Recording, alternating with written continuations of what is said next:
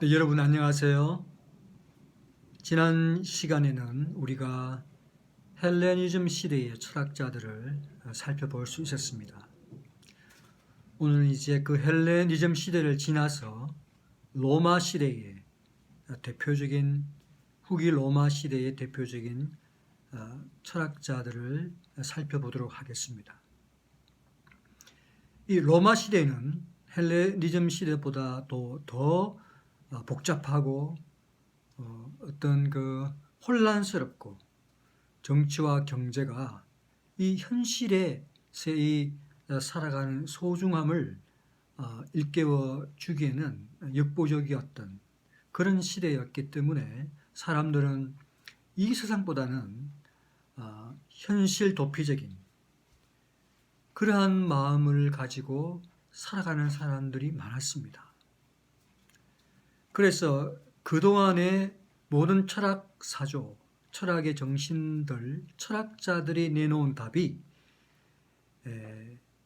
그들의 통찰로는 그들이 가지고 있는 그 생각으로는 이 시대를 살아가는 이 로마인들의 혹은 그 시대의 사람들에게 갖는 가장 깊은 갈망을 결코 진정으로 만족해 줄 수가 없었던 것이죠. 그들은 오히려 동방으로부터 유입된 신비 종교를 따르기 시작했고요. 그래서 그 신비 종교에다가 그 시대의 철학자들은 그런 종교적인 자극과 함께 그리스의 이런 이성적인 철학을 결합시키는 것을, 그래서 새로운 형태의 철학을 태동을 꿈꿨죠. 자, 플라톤 학파의 영향도 종교적인 방향으로 선회하게 됩니다. 그래서 영혼이 이 세상에도 있고 저 세상에도 있는 이 영혼이 이 세상에 있는 영혼이 저 세상의 영혼으로 생각을 통해서 그곳으로 갈 필요가 있다고 이렇게 가르치기 시작했던 것이죠. 자, 이런 상황에서 이것을 구체적으로 새로운 학문으로 정립한 이들이 신플라톤주의자라고 합니다. 그들은 플라톤의 유산을 새 시대에 부활시켰고 그리스 사상의 주요 학파를 종합하기를 추구했지요. 신플라톤주의는 후기 로마 제국의 지배적인 철학 사조가 되었습니다. 그리고 그 중요성은 앞으로 2, 3세기의 그 영향력을 넘어까지 가고 사실상 위대한 라틴 교부라고 할 수 있는 아우구스티누스에까지 영향을 미쳐서 그는 복음과 신플라톤주의를 접목할 만큼 그런 대단한 영향력을 끼쳤죠. 자, 신플라톤주의의 창시자이자 대표적인 사람은 플로티누스라고 할 수 있습니다. 플로티누스는 다양한 논증을 활용해서 스토아 학파와 에피쿠로스 학파의 물질주의를 논박했습니다. 그런 물질주의는 생각이라고 하는 것을 설명할 수가 없다. 지식의 주체, 즉 지식을 알고 지식을 발견하고 지식을 탐구하는 여러 가지 감각을 사용해서 지식을 얻는 주체로서의 인간, 그가 누구인지를 밝힐 수 없다고 주장했던 것이죠. 그런가 하면 그는 플라톤이 말한 대로 가장 현실적인 것은 인간의 영혼을 비롯한 비물질적인 존재들이라고 생각했습니다. 그러나 플라톤에게서도 만족하지 못합니다. 플로티누스는 플라톤의 형상이 모든 현실을 설명하지 못했다고 생각했던 것이죠. 그는 진흙이랄지 오물이랄지 어떤 부정적인 것, 불완전한 것들을 포함하는 모든 현실을 설명하기에는 이 플라톤의 그 형상 이론 가지고만은 부족하다라고 생각하고 그 형상보다 더 넓고 더 높은 차원의 원리를 주장했습니다.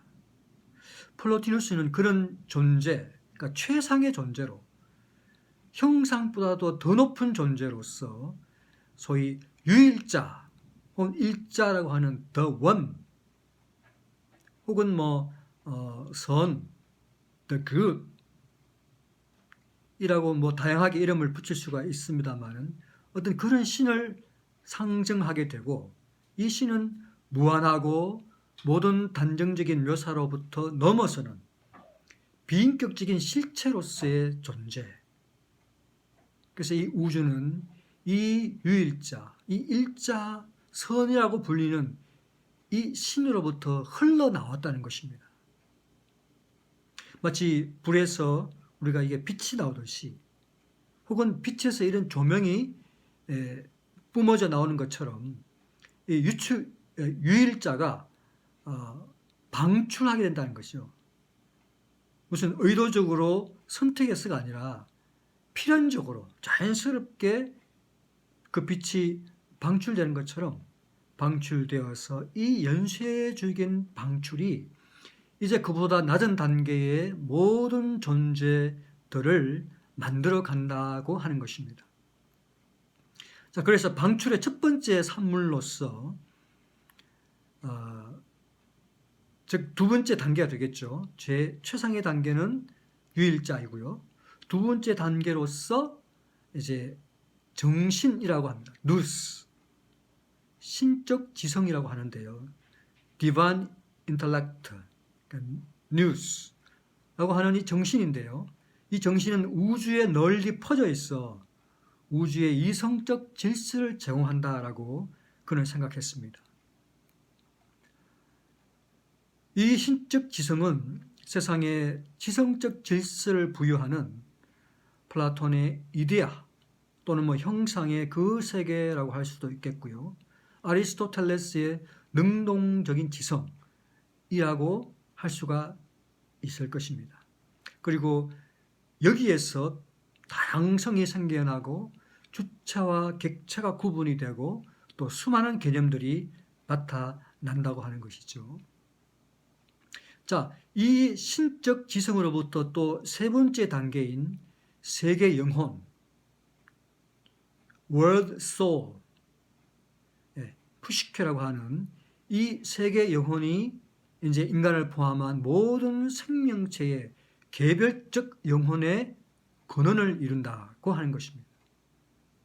이 세계 영혼은 플라톤의 데미우르고스랄지 헤라클레이토스의 로고스와 비슷한 개념으로 그는 이해하고 있었던 것이고요. 이 세계 영혼이 세상 안에서 세상을 다스린다고 생각했습니다. 플로티누스는 영혼을 세 가지 측면으로 나누었는데요. 이 세계 영혼이라고 했을 때 세계 영혼의 첫 번째는 운동과 변화를 설명해내는 세계 영혼이 있고 두 번째 세계 영혼은 소위 중간 영혼이라고 해서 개개의 영혼들에게 생명을 부여하는 그러한 영혼, 그리고 마지막으로 세 번째 세계 영혼으로서 하위 영혼은 육체를 만들어낸다 이렇게 생각을 했습니다.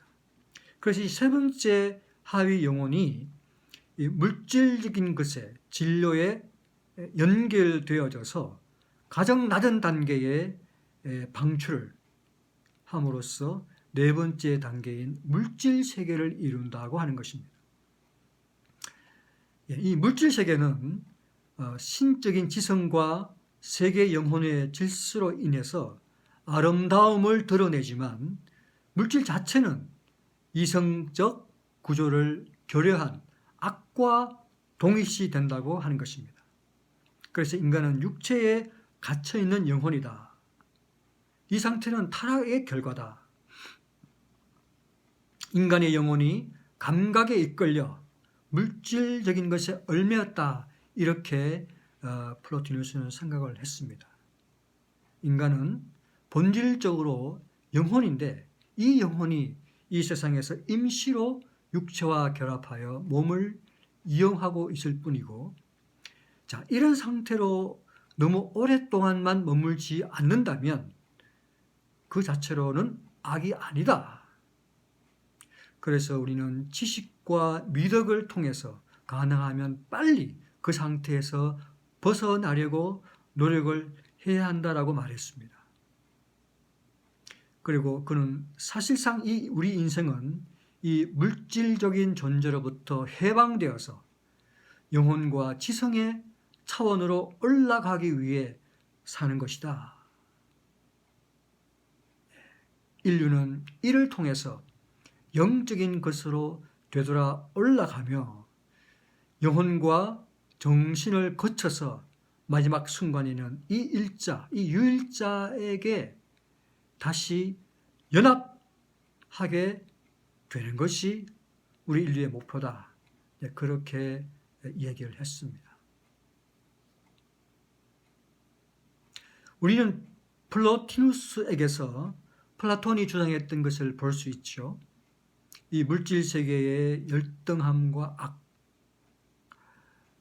영적 세계의 우월함과 선이라고 하는 이원론적인 사고방식, 혹은 영적 영혼은 인간을 구성하는 몸에 갇혀 있다는 생각들.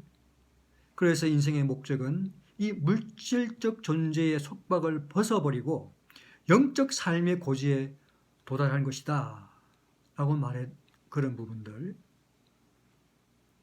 그 영적인 실제는 이성적이기 때문에 바로 철학을 통해서 그러한 영적 고지를 획득할 수 있다고 하는 것입니다. 자, 그런데 플로티누스에 따르면 이 궁극적인 지식은 이런 이성적인 추론이 아닌 신비주의, 곧 유일자와의 고귀한 연합을 통해서 이루어진다고 했습니다. 그의 극단적인 합리주의적인 이런 철학적 이성이 결국 끝에 가면 이 유일자와의 연합, 즉 불합리주의적인 종교적 신비로 이렇게 귀결되는 것을 볼 수가 있죠. 이것이 플라톤과 다른 것입니다. 우리는 그의 이러한 인식론에 대해서 비판적으로 살펴볼 필요가 있겠죠. 우리는 이미 살펴보았지만 플라톤의 그 이데아, 그 선에 대해서도 그 내용이 없었다고 말씀을 드렸죠. 구체적인 내용 말이죠. 아리스토텔레스에게서도 우리가 그 원동자라고 했을 때 그 원동자는 자기 생각에 대한 자기의 생각, 그 순환적인 자기의 이 반복적인 생각에 지나지 않는 그런 것처럼 이 플로티누스의 유일자도 우리에게 아무런 지식을 전달해 주지 못합니다. 왜냐하면 유일자는 원리이기 때문에 그렇죠. 원리이지 속성이 아닙니다. 즉, 길다, 짧다 이렇게 말할 수가 없는 것이죠. 왜냐하면 그것은 긴 것과 짧은 것의 원리이기 때문입니다. 그것은 선하거나 악하다라고 말할 수가 없어요. 왜냐하면 그것은 선한 것과 악한 것의 원리이기 때문에 그렇죠. 선악을 초월해버려요. 그래서 유일자는 심지어 하나도 아니죠. 왜냐하면 단일성과 복수성의 근절을 이루는 원리이기 때문에, 즉 유일자는 모든 것과 아무것도 아닌 것을 모두 다 설명할 수 있습니다. 그러나 그 설명은 인간의 언어로는 정의할 수가 없어요. 왜냐하면 오직 신비적인 일자와의 연합을 통해서만 알 수 있기 때문에, 그런 연합은 황홀경 속에서만 이루어지기 때문에 그때는 말로 표출할 수가 없다 이거죠. 불가능하다. 그렇기 때문에 내용이 없어요. 내용이. 자, 우리는 이렇게 지금까지 헬라 철학을 쭉 공부해 보았습니다. 소크라테스와 소크라테스 이전의 자연 철학자들, 그리고 플라톤과 아리스토텔레스, 또 그 이후에 많은 스토아파와 에피쿠로스 학파와 또 오늘 이 신플라톤주의라고 하는 플로티누스까지요. 자, 우리는 이들을 이 인본적인 이런 헬라 철학을 전체적으로 종합하고 평가해 보면, 자, 이 헬라 철학은 방식은 다양하지만 결국에는 인격적인 절대자를 의존하지 않고, 즉 인격적 하나님의 자유롭고 창조적인 행위로서의 현실을 믿지 않고 이성의 이 자율성을 가지고 현실을 이해하려고 했다고 하는 거죠. 그리고 그 현실에 맞는 답을 찾으려고 노력했다고 하는 것이죠. 그러나 그들은 또한 이 이성이 절대적인 능력을 지니지 못했다고 하는 것도 생각을 했습니다. 곧 이성에는 오류의 가능성이 있다는 것을 의식을 했던 것이죠. 왜냐하면 그 이성적인 분석을 거부하는 현실의 영역이 존재하기 때문에 그렇죠. 이를테면 플라톤의 그 감각의 세계, 아리스토텔레스의 제1진료, 이런 영역에 속한 것들은 헬라 사상가들의 그 철학과 생각으로는 설명할 수가 없었어요. 이해할 수가 없었죠. 그들은 그것을 보고 이것은 본질적으로 불합리하다. 불합리하기 때문에 알 수가 없고 환상이다. 파르메니데스는 그렇게 말했습니다.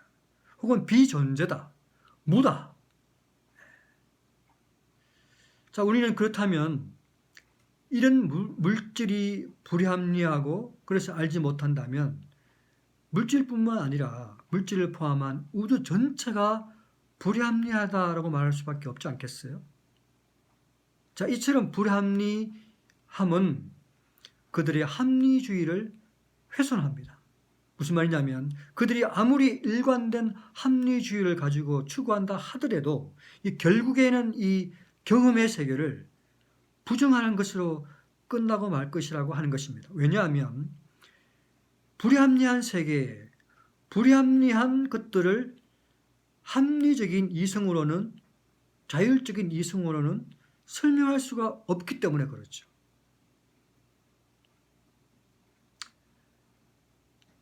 궁극적인 대안은 절대적인 인격체를 믿는 성경적인 유신론뿐이다.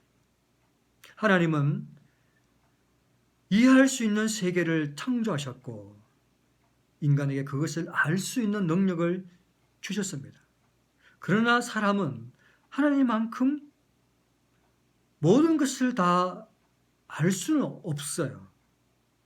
그렇다면 인간과 하나님은 똑같은 존재가 될 수 있겠죠. 그래서 우리는 이것을 신비라고 하는 영역이죠. 모르는 부분이 있다고 하는 것입니다. 그 이유는 세상 안에 불합리한 요소가 있어서가 아니라 하나님께서 이 피조세계에 대한 일부를 인간에게 감추시고 알리지 않으셨다라고 신학에서는 말을 해요.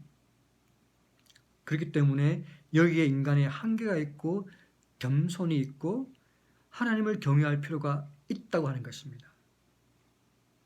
하나님의 경외, 이 경외에 인간의 모든 지혜와 지식이 있다라고 얘기를 하지요.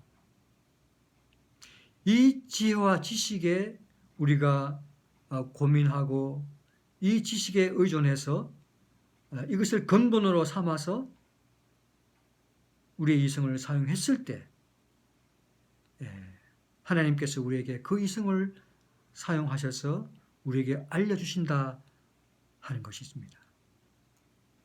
우리가 다음 시간에는 이제 이 헬라의 철학을 일단은 끝냈으니까 이제는 구체적으로 기독교가 중심이 되는 철학, 즉 기독교 철학을 구체적으로 공부해 보기로 하겠습니다. 오늘 여기까지 하도록 하겠습니다.